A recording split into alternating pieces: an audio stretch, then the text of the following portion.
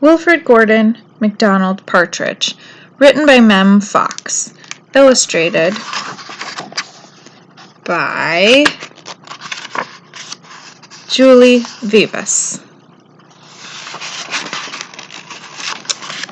There was once a small boy called Wilfrid Gordon McDonald Partridge, and what's more, he wasn't very old either. His house was next door to an old people's home, and he knew all the people who lived there. He liked Mrs. Jordan, who played the organ. He listened to Mr. Hosking, who told him scary stories. He played with Mr. Tippet, who was crazy about cricket. He ran errands for Miss Mitchell, who walked with a wooden stick. He admired Mr. Drysdale, who had a voice like a giant. But his favorite person of all was Miss Nancy Allison Delacourt Cooper, because she had 4 names, just as he did. He called her Miss Nancy and told her all his secrets. One day, Wilfrid Gordon heard his mother and father talking about Miss Nancy. "Poor old thing," said his mother. "Why is she a poor old thing?" asked Wilfrid Gordon. "Because she's lost her memory," said his father. "It isn't surprising," said his mother. "After all, she is 96. "What's a memory?" asked Wilfrid Gordon. He was always asking questions. "It's something you remember," said his father. But Wilfrid Gordon wanted to know more, so he called on Mrs. Jordan, who played the organ. "What's a memory?" he asked. "Something warm, my child, something warm." He called on Mr. Hosking, who told him scary stories. "What's a memory?" he asked. "Something from long ago, me lad, something from long ago." He called on Mr. Tippet, who was crazy about cricket.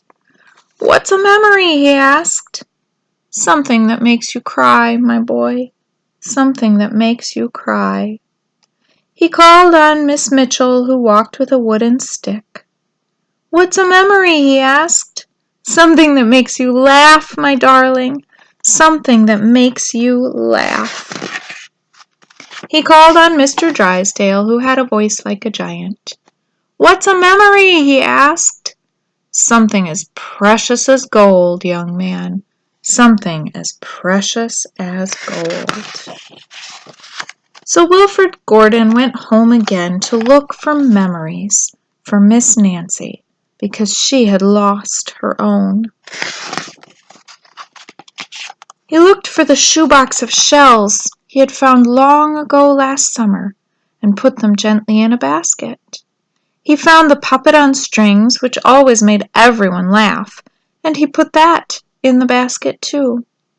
He remembered with sadness the medal which his grandfather had given him, and he placed it gently next to the shells.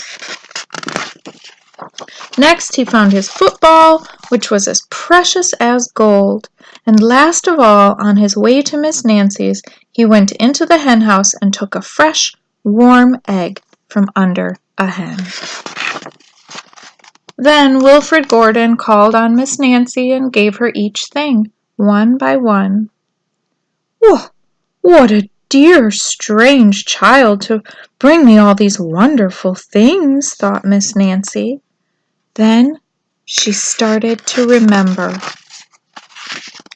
She held the warm egg and told Wilfrid Gordon about the tiny, speckled blue eggs she had once found in a bird's nest in her aunt's garden. She put a shell to her ear and remembered going to the beach by tram long ago and how hot she had felt in her button-up boots. She touched the medal and talked sadly of the big brother she had loved, who had gone to the war and never returned. She smiled at the puppet on strings and remembered the one she had shown to her sister and how she had laughed with a mouthful of porridge. She bounced the football to Wilfrid Gordon and remembered the day she had met him and all the secrets they had told. And the two of them smiled and smiled because Miss Nancy's memory had been found again by a small boy who wasn't very old either. The end.